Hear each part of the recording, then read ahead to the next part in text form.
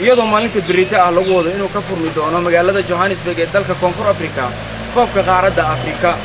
ayaa waxaa TV-ga caalamiga Universal oo mikrofoonka la dhex qaaday qaar ka mid ah jaaliyadda Soomaaliyeed ee ku nool dalka Koonfur Afrika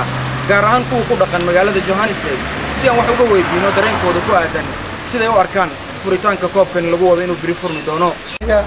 kooxahan South African taageerista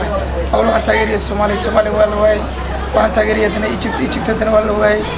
then my third teams because South African kulay aniga ahaan waxaan ku faraxsanahay in African Cup Nation oo furmo dad Afrikaanana ku ciyaarayaan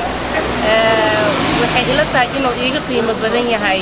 like anoo dub wixii lanayo koobabkii kale ee meeshaan waxaan joogay 2010 ciyaarihii adduunka kulay I'm very happy waa ku faraxsanahay inaan magacayga waa Cabdisaaq Diishe gudoomiyaha isboortiga ee jaaliyadda Soomaalida South Africa waxaan u arkaa ciyaaraha ka furmaya South Africa Cup of Nations runtii xamaasad aad u balaaran ayay wataan oo wadanka oo dhan aad ayaa loogu soo dhaweynayaa dabaaldeg iyo waxa bilowday iyo calaamad iibsi iyo fanaanada iibsi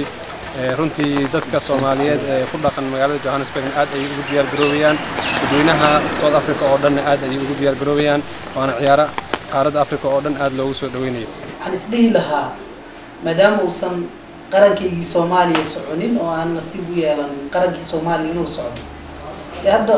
qaranka labaad sideedaba qofka waxa uu ah meesha uu ku nool yahay marka waxaan taageersanahay Bafana kooxda qaranka South Africa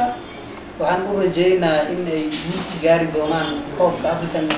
of Nations koobkani lagu qabanayo magaalada Johannesburg ee dalka Koonfur Afrika ayaa noqonaya kii labaad ee lagu qabto dalkani Koonfur Afrika Cabdinaasir Soomane Universal TV Johannesburg